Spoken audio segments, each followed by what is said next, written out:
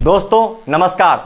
बिहार हमेशा से अपने गौरवशाली इतिहास के लिए जाना जाता रहा है, जिस पर हम सभी बिहारी को गर्व है। आज कोई भी बिहारी देश और दुनिया में किसी भी मंच पर जाता है तो अपने गौरवशाली इतिहास का बखान कर गौरवान्वित महसूस करता है। लेकिन बिहार की जो वर्तमान हालात है वह बेहद दयनीय है, जिसकी चर्चा हम कहीं नहीं करना चाहते।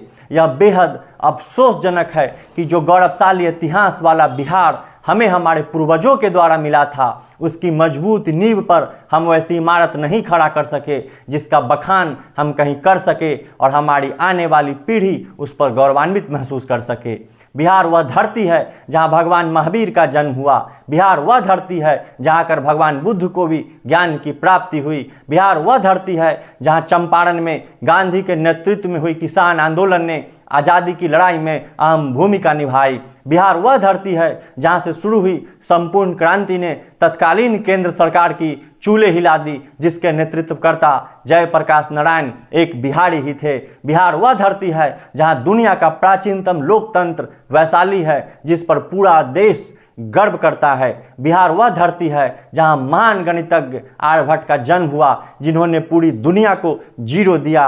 बिहार वह धरती है जहां का नालंदा विश्वविद्यालय पूरी दुनिया में उच्च शिक्षा के लिए विख्यात था। लेकिन वर्तमान बिहार की कड़वी सच्चाई यह है कि बिहार के बाहर बिहारी एक गाली बनकर रह गया है। भगवान महावीर की जन्मभूमि, बुद्ध की कर्मभूमि, आर्यभट्ट तथा सम्राट अशोक जैसे विभूतियों वाला बिहार जो कभी देश और दुनिया को दिशा देता था, वह बिहार आज अपने आर्थिक पिछड़ेपन, गरीबी, भूखमरी, लचर शिक्षा और स्वास्थ्य व्यवस्था तथा बेरोजगारी के लिए जाना जाता है। एक समय था जब दुनिया के हर कोने से बच्चे बिहार के नालंदा विश्वविद्यालय में शिक्षा ग्रहण करने आते थे, और आज एक समय है कि उसी बिहार के बच्चे दुनिया के हर कोने में मजदूरी करने जाते हैं। हम बिहारी को कभी महाराष्ट्र से मराठी अस्मिता के नाम पर भगाया जाता है, तो कभी तमिलनाडु से तमिल अस्मिता के नाम पर भगाया जाता है। लेकिन शर्म की बात तो यह है कि बिहारी अस्मिता की चिंता करने वाला कोई है ही नहीं।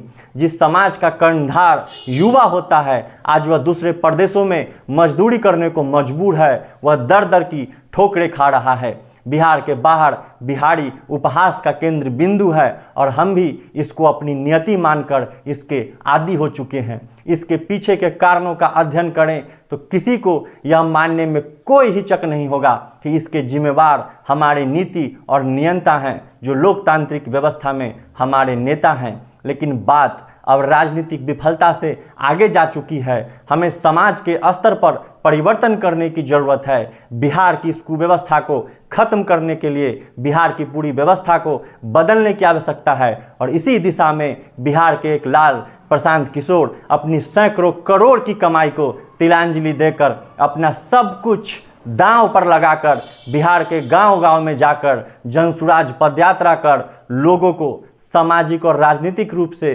जागरूक कर रहे हैं। बिहार की अस्मिता की रक्षा के लिए अलख जगा रहे हैं। और आप सभी से मेरा आग्रह है कि बिहार की अस्मिता की रक्षा के लिए जनता के सुंदर राज की इस मुहिम में अपनी हिस्सेदारी सुनिश्चित करें। आपका बहुत बहुत धन्यवाद। जय बिहार, जय जनसुराज।